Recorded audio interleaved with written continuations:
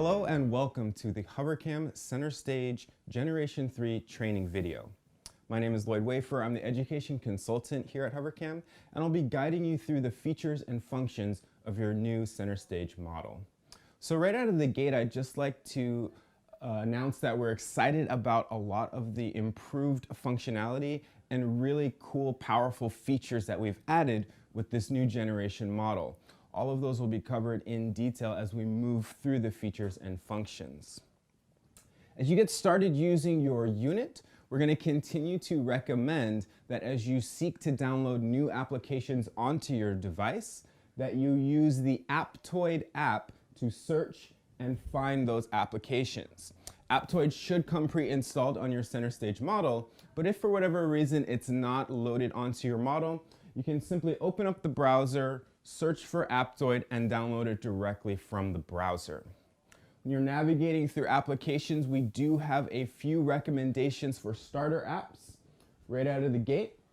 So we'd like to recommend new units download, of course, the Aptoid app for finding new applications, but beyond that, we recommend downloading Adobe Acrobat so that you can upload and pull PDF files, having a reader for those PDF files that you may pull from flash drives or your computer. And then we'll also recommend PowerPoint, Microsoft PowerPoint and Microsoft Word, or the full Microsoft Office suite, depending on which files you may regularly use in your instruction, so that you have a reader loaded and ready to open and access those files. So now we'll take a look at one of the major changes that we made between generations here, which is your navigation tool. In previous generations, we had a swipe up menu, which would allow you to access tools and features.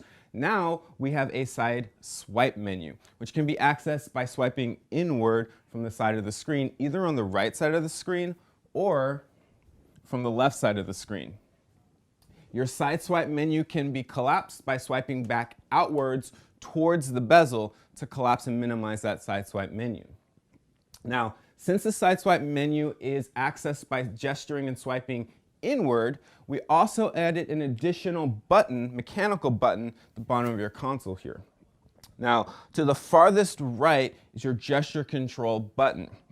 By toggling your gesture controls on and off, you'll essentially turn off access to this side swipe menu.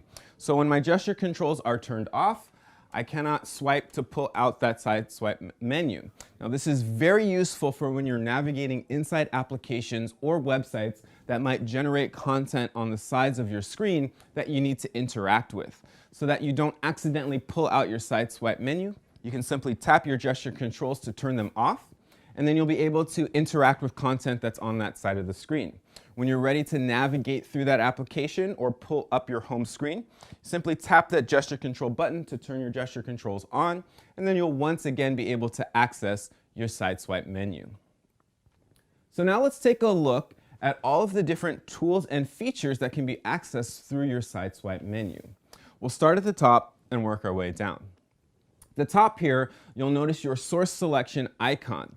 This, when tapped, will access all of the available source selection ports. So as you're connecting external devices, such as a computer or a tablet, whichever port you're accessing and connecting to, you can simply tap the source selector icon and the corresponding port source. Underneath your source selector icon is your back arrow icon, indicated with the arrow pointing inward. This will allow you to navigate back to any previous page that's been displayed. This is a very useful tool, especially when you're navigating within applications. If you notice you get stuck within the menu navigation of an app, you can always pull out your home swipe, side swipe menu, and press that back button to navigate back. So for example, if I pull up my apps page and I want to restore, I can press back and it will revert me back to my previous page. This is a button you'll be using frequently and often and can be accessed very easily in that side swipe menu. Underneath the back arrow is your home button. We say here at HoverCam, when in doubt, hit that home button, because if you're navigating through a program or an application and you can't quite figure out how to revert to a specific page, at any point, if you're stuck, you can tap that home button and it will take you back to this home screen that you see here. From the home screen, you can access other tools and features, so it's a great route when in doubt. Underneath your home button are our side swipe tools. Now when tapped, this will expand and open up a sub-menu of options and tools. So we'll explore these going from right to left. First up in your tools bar is your overlay annotation tool. Now this is one of the newest, most exciting features of the Gen 3 model because it will allow you to make and mark annotations on top of other programs, applications, websites, and even live video. So simply tap that overlay annotation tool to begin overlay annotations. You'll notice the annotation toolbar will generate at the bottom, and right away you can begin marking and making annotations anywhere on the plane of view. So to further understand the desktop annotation marker, we'll take a quick tour through the features and tools that pop up on that annotation toolbar. We'll go from left to right. So at the farthest left, the picture with a paper and a pencil is going to be your main pencil tool icon controls. So when tapped, this will generate a pop-up menu that will allow you to cycle through different colors for your current paintbrush. You can also adjust the stroke size with the slider here, and you'll get a nice preview menu of what the annotation is going to look like directly above the slider. Now you'll notice there is no input or button for the eraser, and that is because another additional feature that we've added with this new generation of model is gesture erase controls. So when you're ready to make an eraser, just simply make a blade palm with the palm of your hand and swipe and make contact with the screen, the area that you wish to erase, and it will naturally make those erasers, allowing you to flow seamlessly between marking annotations and making quick eraser adjustments. Inside the paintbrush settings, you can adjust the eraser size. So if you need to make the eraser smaller to accommodate smaller hands, or if you'd like to erase a more fine area of view, you can adjust that eraser slider under your paintbrush settings icon. Next to the paintbrush settings, we have our undo and redo button. These will allow you to cycle through changes and annotations that you make really quickly on the fly. So if I mark an annotation on my field and I want to undo those strokes, I can cycle through multiple iterations of actions that I've taken, and using the redo button, I can cycle back forward through those. So this will hopefully open up seamless editing and revision on the fly when you're in front of your student or audience. Next to the redo button is our clear all icon. It's indicated by a piece of paper with a broom icon sweeping. When tapped, this will activate a confirmation page reminding you that when you use the clear all feature, it clears those annotations completely from the memory, so you won't be able to tap the undo button and undo that annotation. So it gives you a nice warning saying that the clearing is irrevocable after clearing. You can either cancel that or confirm that, and it will clear all of the annotations that you have on your page, giving you a nice fresh canvas to continue marking annotations. Next to the clear all icon, located at the center of our annotation toolbar, the minimize options, an arrow pointing down with an outlined circle around it. When tapped, this will reduce your annotation overlay menu, freeing up more space on the field of view for marking and making annotations. To restore that bar, simply tap the gray arrow pointing up to reappear or regenerate that toolbar at the bottom of your screen. Next to the reduction button is our save icon indicated with the save symbol. When you have annotations on your screen that you're ready to save and archive for later reference, simply tap that save icon and you will be given the following options. You can immediately choose to rename the file, and it's indicated at the top there, so that'll help you keep your files organized. And then you can also decide where you would like that image to be saved, either locally or saving it directly to a USB flash drive. We'll talk more about connecting USB flash drives and external storage later on in our video. Once you've decided your destination and file name, simply tap OK, and that file will automatically be saved and stored under your ES file manager. Another feature that we'll cover in detail is accessing those files that you've created and stored.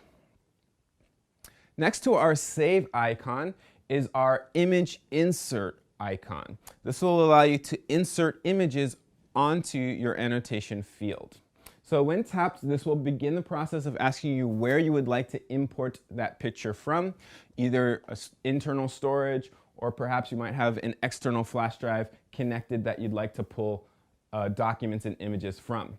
So I'm just going to go ahead and select a random whiteboard screenshot that I previously saved. It's not terribly exciting, but it will give me a preview of that image. I can then use pinch to zoom controls, 2 points of contact, to pinch and zoom in on that image, rotate that image, reduce it, or simply use one finger to slide it to the desired area of the field of view. And from here, I can either delete that image altogether by selecting the X icon, or once I know where I want my image oriented, I can select the white check symbol to paste that annotation in its desired location. Now, once this annotation image is pasted, it cannot be edited and resized or adjusted. So if you notice that you need to make an adjustment to an image that's been pasted, simply use your gesture controls to erase that image and then reinsert it at the proper size and orientation. And next to our image insert icon is our cropping tool. When selected, it will open up a cropping window, and you'll notice points of contact around the perimeter of that cropping window. Any of those points of contact can be dragged to expand or collapse your cropping field of view. And finally, next to our cropping tool, we have a shortcut route to our whiteboarding application. So when tapped, this will launch you into the full whiteboarding app if you desire to have a full whiteboard canvas for your annotations. So even if you're web browsing and making annotations, or inside of an application and making annotation, at any point you can tap that whiteboard app icon to launch the full whiteboarding application. We'll cover the whiteboarding app in more detail in a later section. But at any point when you're ready to return to your home screen, you'll notice that at the bottom left corner there is a door exit symbol. Tapping that door exit symbol will prompt an exit confirmation screen for you to determine whether or not you'd like to save your content before exiting out. Right now we're not going to save. And this will return you to your home page. Similarly, when you're making your annotations and you're using your overlay annotation tool, once you've decided you're done making those annotations, at any point you can remove this annotation tool by selecting the same back icon. You will get the same exit prompt confirmation.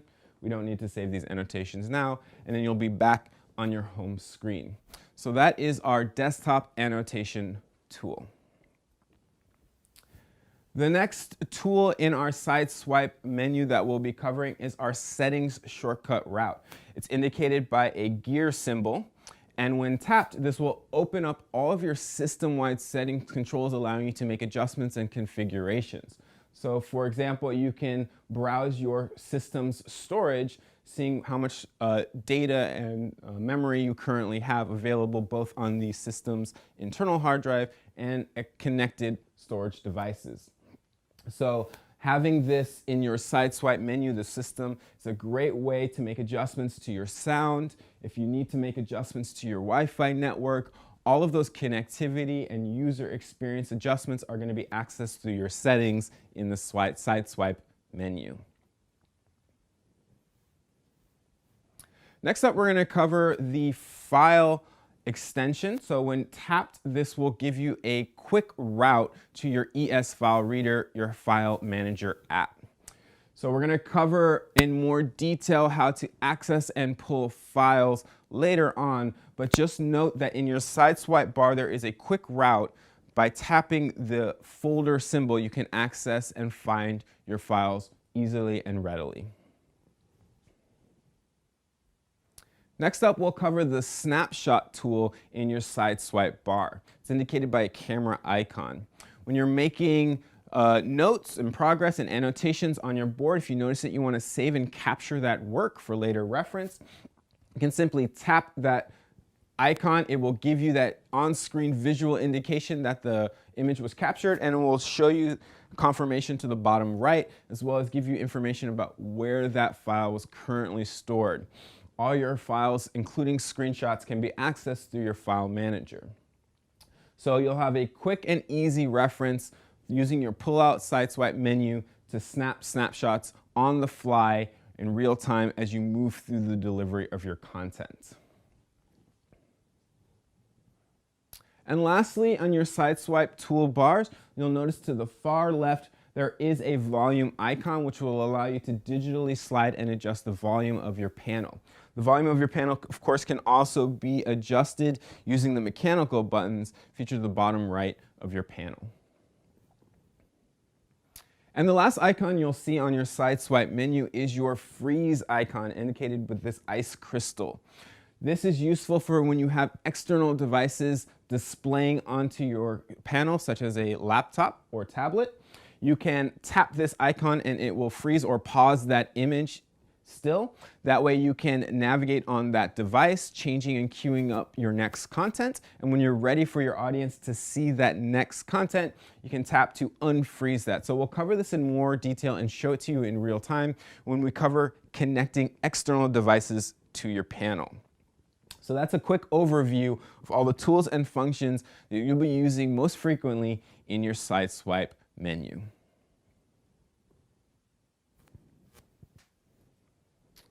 Now we're going to take a look at when you're at your home screen, what do you see and what can you navigate through using these icons and tools at the bottom of your home screen.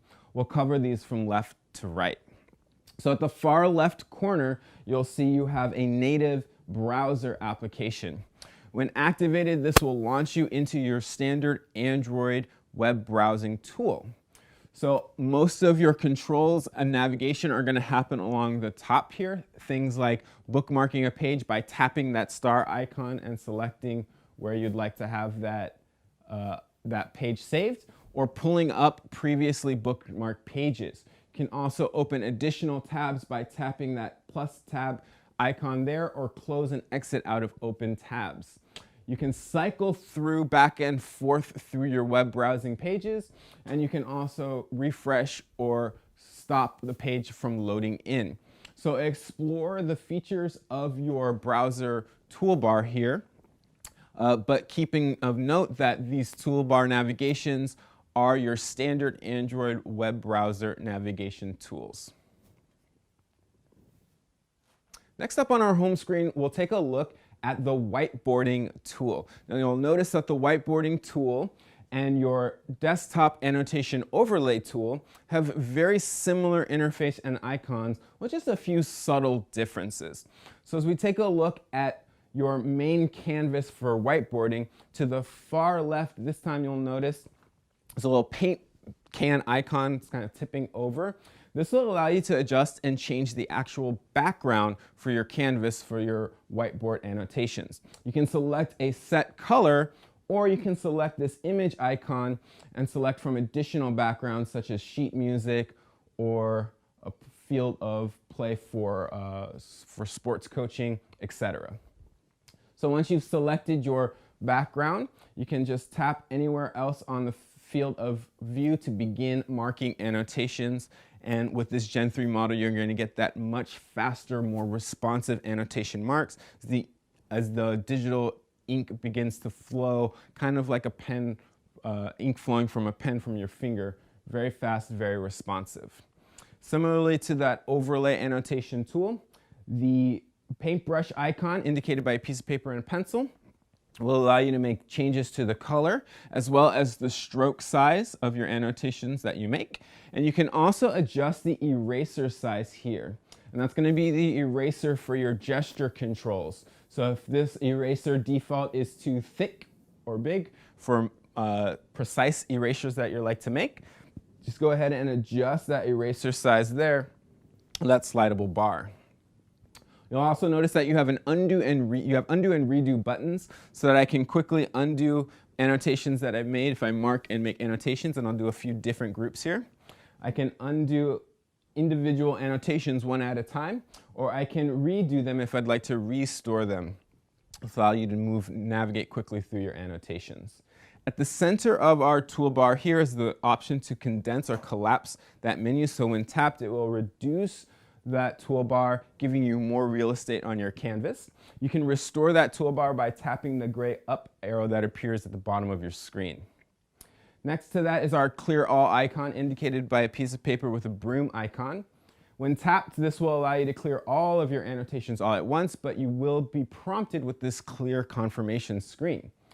Since clearing all of the annotations all at once is irreversible, you will have to confirm. It will say irrevocable after cleaning.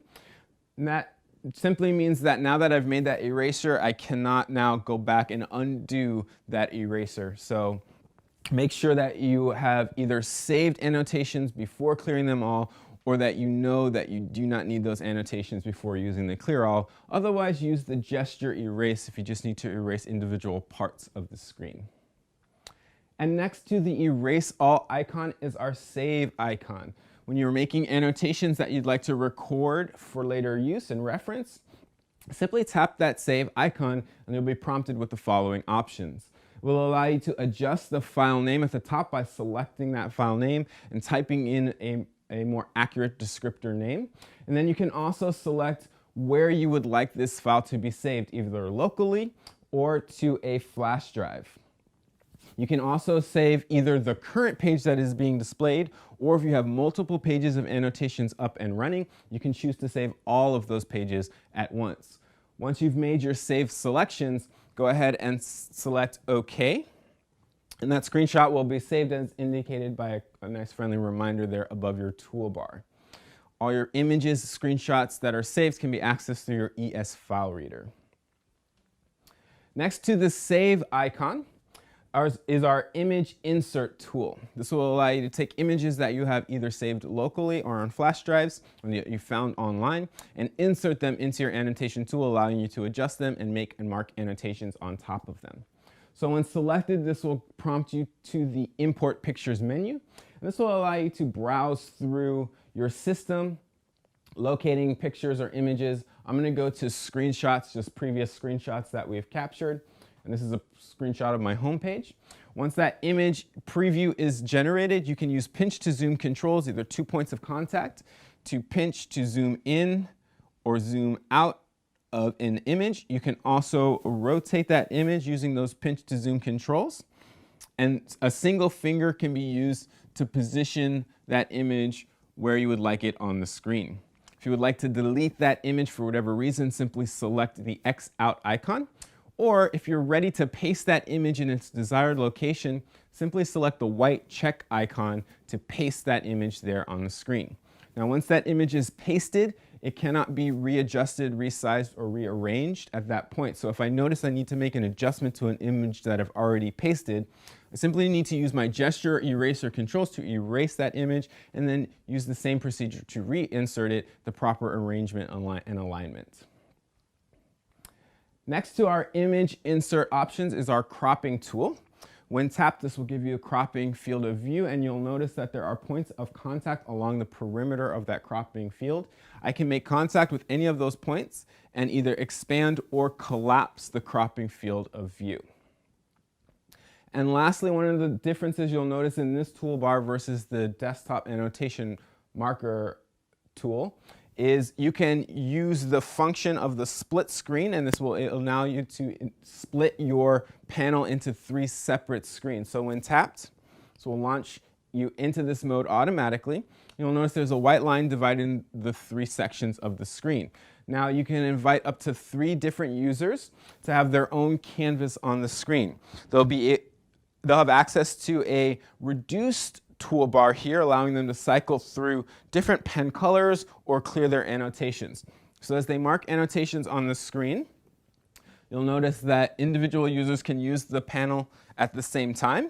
And this mode will prevent one user's annotations from marking into another's field of view. So as this user's marking and marking and marking, if they go over into the other user's space, they won't encroach upon that user's space. So it's a nice way to divide up for multiple users, either for centers or other educational purposes.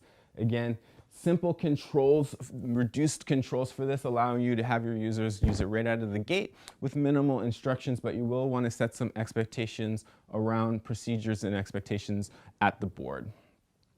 At any point when you're ready to return, you can simply either back out or tap that home button that's indicated at the bottom left. A couple different routes for that. Now, as you're working through your annotations, you'll from time to time want to have multiple pages of annotations up and running. So you'll notice at the bottom right of the screen here is our page indicator. At any point I can press this plus icon and I can generate a brand new canvas. I'll change the background of this canvas just for frame of reference. Now you'll see a page counter indicator at the bottom right. Right now it's saying I'm on page 2 out of 2. And these arrow icons to the left or the right of the page indicator will allow me to cycle through my active pages in real time. Again, I can snap snapshots of those screens at any time by snapping the save icon. When I'm ready to exit my whiteboarding tool, I simply select the back out icon located at the bottom left corner. It will prompt me through my exit procedures to confirm if I'd like to save these annotations or not. For the purposes of today, I won't. Now, next up on our home screen, we'll take a look at our All Apps icon. So when selected, this will pull up all of the applications that are currently installed on the board. And you'll notice there are a lot more icons here than were on my home screen. That is because you can choose which of these icons you would like to have shortcutted to your home screen. But from here, scrolling left to right, you can cycle through pages of whatever apps you might have installed. We only have one page worth of apps installed on this board, so there aren't additional pages. But as you begin to download more and more apps, those apps will populate to the right of this page, and you can cycle through by using your swipe left controls. So any of these applications can be posted to my home page for easy and convenient access.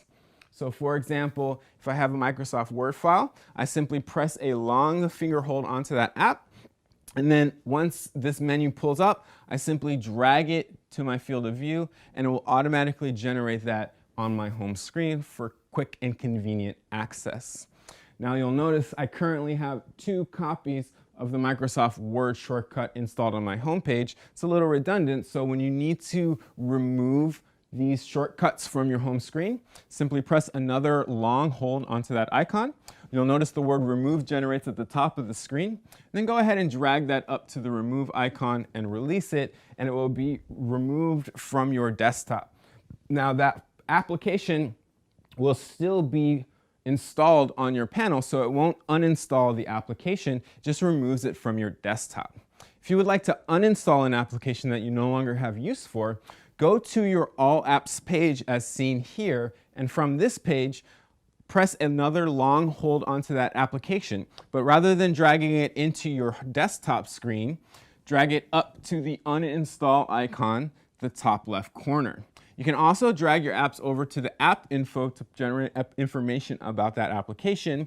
But when you're ready to install, simply hover it over and release. Now, I'm not going to release that in the uninstall because we want to keep Word installed on here. But as you find you're ready to delete those programs, it's a simple route to uninstall those apps. The next item on our home screen that we're going to cover is our File Manager. Now, this is going to be the main route for accessing and pulling files that you have either saved internally on the panel or through USB connected storage. So I would like to note for new screen users, in your All Apps tool, you'll notice you do have an app called the ES File Explorer. Now that is the same program that you saw on your home screen. So to make another convenient route, one thing you might want to do is press a long hold on that ES File Explorer and just drag it to your desktop so you have another shortcut to access those files. So both the ES File Explorer and the File Manager are 2 routes to use to access your saved media, be it pictures, images, or documents. All right, so let's take a look at the File Explorer. When opened up, you'll be able to see all of the available files that you can open to the right side of the screen, and on the left side of the screen, you'll see available destinations to search for that content. So if you tap your home screen, you'll see your native internally stored documents. So I'm going to scroll over here. I'm just going to pick pictures, and this is my screenshot folder. So this is going to be screenshots that I've captured while working and teaching and instructing. I can browse throughout the entire content of all available files and images stored here.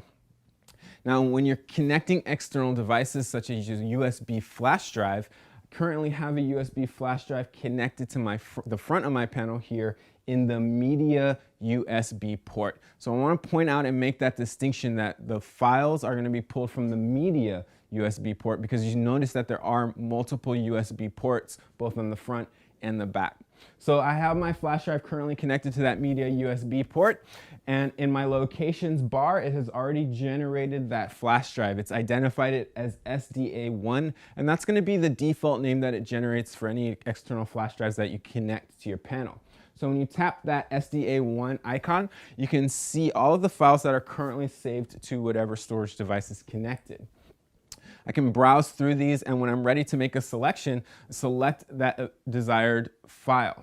Now I will open up, I have multiple programs and applications that could potentially read and open that file. So it will ask me which is my desired location. I can select at the bottom here to set the default app. And then once I've made that selection, it won't generate this window every time. So for the purposes of this demo, I'm going to leave that box unchecked. I'm going to go ahead and select Adobe Acrobat, since this is a PDF file, and it will automatically generate that file. Now you'll notice I have interactive tools, and again, I can annotate within that program, and at any point I can use my annotation overlay tool to annotate on top of programs as well. And the last icon on your home screen is your source selector. Now this is the same source selector that generates when you pull out your side swipe menu. So it's just two different routes to accessing which source you'd like the panel to search for, which port for connecting external devices, which we'll cover next. Okay, now we'll take a look at how to connect external computers, laptops, desktop computers to your panel. And once again, we do recommend that your center stage is going to be at its best, and you're going to get the most out of it when you do pair it with an external computer for that additional processing power and memory. So simply determine which connection port via HDMI or other connection ports you'd like to connect through. On your Centerstage Generation 3 model, you'll notice you have multiple HDMI ports. For the purposes of this demonstration, I've connected to the back panel to the HDMI 3 port. Now, since I'd like to also control my panel using touch controls, I'm going to select and connect the USB touch cable included with your Centerstage model to the corresponding USB touch port located on the back. So since I'm connecting to HDMI 3, I'm going to connect my USB touch to USB touch 3 so that those line up. Once those are connected to the panel, I'm going to take my device that I wish to connect. In this case, I'm going to connect a PC laptop, and simply connect the corresponding ports. In this case, we're doing HDMI, and then USB for that USB touch functionality. Now, if the panel does not automatically generate that screen mirroring, remember you can select from your home screen either the source icon here, or if you're not at your home screen, you can use that pull-out menu and select the source icon there. So since I know I connected to HDMI 3, it registered it there automatically, and it pulled up, and it's now mirroring my laptop's home screen.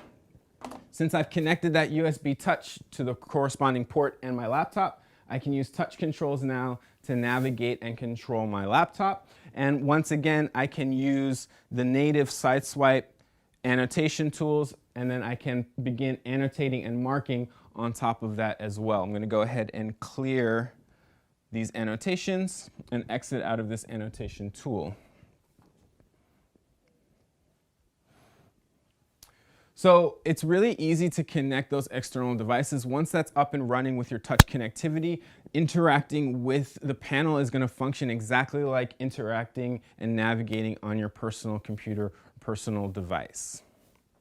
All right, I hope you've enjoyed our preview and look at the features and functions of the Centerstage Generation 3 model. Once again, my name is Lloyd Wafer. I'm the education consultant here, and I'm available as an ongoing resource as you begin to navigate and use your Centerstage.